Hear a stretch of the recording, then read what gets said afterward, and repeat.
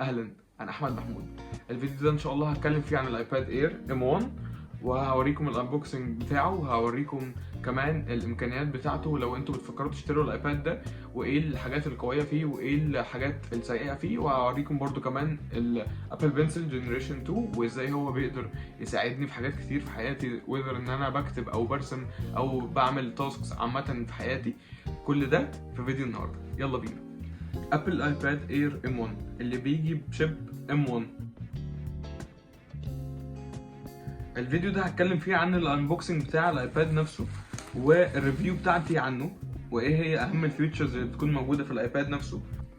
نفتح بقى العلبه ونشوف الجهاز اللي بيجي بالام 1 شيب ده بيقول لنا ايه. بيجي جوه البوكس البوكلت ده او البتاع اللي بتكون فيها الكاردز بتاعت ابل دي، شويه انستراكشنز كده على الخفافي، ودي الستيكرز بتاعت ابل المميزه اللي بتكون في كل البرودكتس بتاعتهم. نمسك بقى الايباد ونشوف الديزاين بتاعه عامل ازاي. طبعا احنا عارفين ان الديزاين بتاع الايباد بيكون من فولي ريسايكلد الومنيوم، ودي الفيجن بتاعت ابل. الديزاين بتاعه تحفه يا جماعه، السايز بتاعه كمان حاجه تحفه جدا. انا جبت اللون السبيس جراي عشان انا من عشاق اللون الاسود، والسبيس جراي بجد كان حاجه شيك جدا. بيكون معاه اليو اس بي سي تو يو اس بي سي كيبل، بيكون معاه كمان الادابتر اللي هو 20 واط، وده بيشحن الايباد في مده حلوه قوي، تقريبا ساعه ونص او ساعتين الا ربع بيكون الايباد بتاعي مشحون 100%. الابل بنسل موجود منه 2 جنريشنز، انا جبت جنريشن 2 لان ده بيكون احسن شويه على الايباد اير من ناحيه ان هو بيشحن من الجنب، ومن ناحيه كمان الكواليتي بتاعت البنسل والديزاين بتاعه حسيته مريح اكتر من الجنريشن 1. الجنريشن 1 كان فيه شويه عيوب كده. الديزاين بتاع الابل بنسل تحفه جدا، تحسه قلم حقيقي. هو راوند شويه من فوق، ومن تحت عامل شبه القلم الرصاص بالظبط، وفي مضلع كده من حته عشان تقدر تشحنه منها. اشتريت الفليب كفر، وده كان اسود برضو عشان انا جبته سبيس جراي.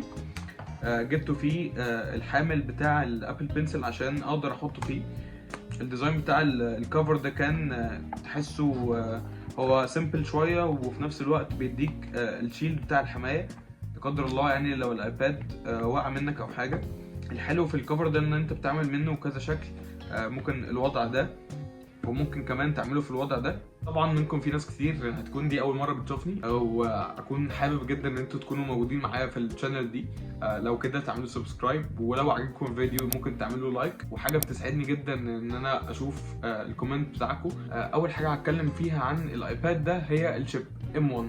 ابل عملت الشيب ام 1 وجربتها في الماك بوك بتاعها الاير او البرو عشان تدينا كفاءه اعلى بسرعه اكتر على التاسكس الكبيره اللي بتتطلب برفورمانس قوي. الام 1 دي جابوها من الماك بوك وحطوها في الايباد اير، بجد برفورمانس هايل. 60 ضعف السي بي يو العادي او الكورز التانية اللي فاتت. بتديك برفورمانس عالي قوي لو انت بتلعب فيديو جيمز او بتعمل تاسكس كبيره زي الفيديو اديتنج بقى او الفوتو اديتنج. بجد شيب او جي بي يو وسي بي يو قويين جدا يقدروا يخلصوا اي تاسك. السايز بتاع الايباد اير ام 1 بيبقى 10.9 انشز، بيبقى 11 انش تقدر تقول عليه كده. السايز بتاع الشاشه والايباد نفسه حاجه صغيره، حاجه في الوسط، مش حاجه كبيره قوي ومش حاجه صغيره قوي، تقدر تكون هاندي معاك، تقدر تروح بيها وتيجي وتشتغل من البيت، تشتغل من المكتب، تشتغل وانت نايم، تشتغل من اي حته. الشاشه بتيجي بليكويد ريتنا ديسبلاي، ودي بتديك الوان بجد حلوه جدا، وبتخليك تشوف اي حاجه بدقه عاليه جدا، والبيكسلز بتاعتها بتبقى واضحه. طبعا لو انتوا حاسين ان الفيديو ده انا بحكي فيه الايباد، والله العظيم ابل ما اداني جنيه حتى، ما ادتنيش دولار حتى. السبيكرز بتاعت الايباد اير ام 1 هي ستيريو سبيكرز، بيكون موجود فيه 4 سبيكرز، 2 من فوق و2 من تحت زي ما انتوا شايفين. التجربه بجد بتاعت سماع المزيكا او اغاني او بودكاست او اي حاجه بتتسمع على الايباد بتديك دقه جدا في الصوت، وبتديك كل حاجه بجد بجوده عاليه جدا في الصوت، وانت بتشتغل بتسمع اغاني او بتسمع اي حاجه عليه، بجد هتلاقي التجربه مميزه جدا. الايباد الكاميرا بتاعته بتكون 12 ميجا بكسلز ورا، وبتصور 4K، بجد حاجه حلوه جدا لو انت بتحب تصور بالايباد بتاعك، او عاوز تكابتشر كده اي حاجه على الماشي، هتديك دقه حلوه جدا. برضو الكاميرا اللي قدام بتبقى 12 ميجا بكسلز، وبتكون فيها حاجه اسمها سنترال ستيج، دي بتخليك الكاميرا نفسها بتقدر تروح وتيجي معاك على حسب انت مكانك فين، لانها بتكابتشر الوش وبتكون حاجه بجد فيوتشر عظيمه جدا. يعني الناس اللي بتحب تصور او بتروح تعمل حاجات وهي في ميتنج مثلا وعايز الفوكس يكون عليه.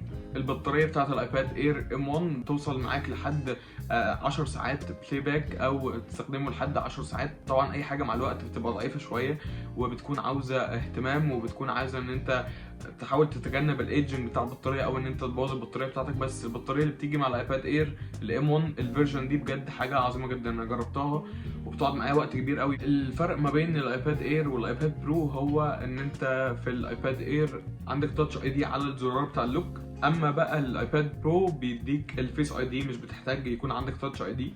فما لقيتش اي مشاكل خالص، وبالعكس حسيتها حاجه حلوه جدا كسكيورتي. الايباد اير M1 بيكون فيه نوعين من الاستورج، بيكون فيه موجود 64 و 256. ثانيه واحده، لو عجبكم الريفيو بتاعت الايباد ما تنسوش تعملوا سبسكرايب يا جماعه، ولا لايك كمان، هكون فرحان قوي والله.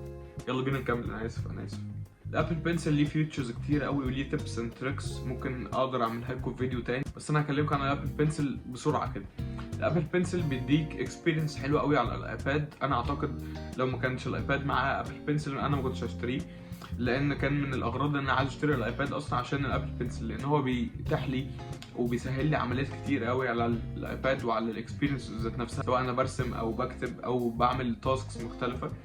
الابل بنسل احساسك وانت بتمسك القلم وبتكتب فيه على السكرين بشكل سموث وسلس وبسيط وبروفيشنال، كل ده بجد موجود في الابل بنسل ده. وطبعا كلنا عارفين احساس الورقه والقلم وقد ايه هي كانت بتساعدنا في ان احنا نقدر نطلع افكار وان احنا برين ستورم وان احنا نخطط وان احنا نعمل ريسيرش.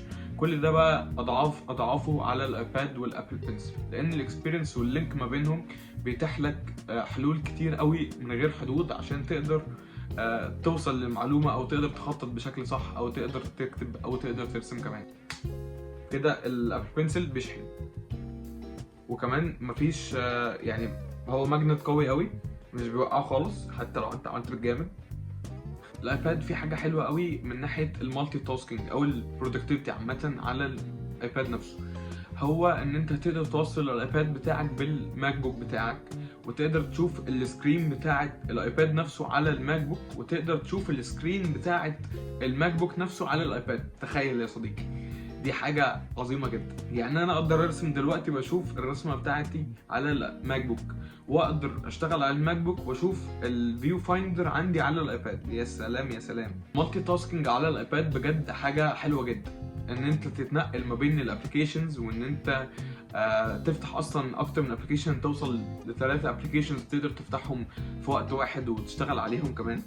انا ذهلت من الويب براوزنج على الايباد، حسيت ان دي حاجه سموث جدا، حسيت ان انا بجد شايف كل حاجه، مش بيديني الفيو بتاع الموبايل، لا بالعكس ده بيديني الفيو بتاع الايباد.